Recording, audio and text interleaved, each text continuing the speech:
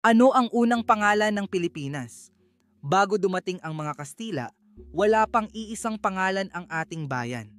Ang bawat pulo ay may sariling tawag.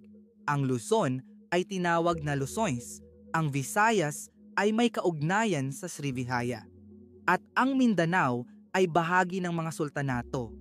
Pero noong 1521, nang marating ni Magellan ang ating mga pulo, tinawag niya itong Islas de San Lazaro bilang parangal sa isang santo. Lumipas ang 22 taon, dumating si Ruy Lopez de Villalobos noong 1543 at nagbigay ng bagong pangalan sa mga isla, Las Islas Filipinas bilang parangal kay Prinsipe Philip II ng Espanya. Sa loob ng 300 taon, ito ang naging opisyal na pangalan ng ating bayan. Ngunit noong panahon ng Rebolusyon, nais itong baguhin ng mga makabayan. Si Apolinario Mabini ay may mungkahing pangalan, Haring Bayan, isang pangalan na sumasalamin sa kalayaan ng mga Pilipino.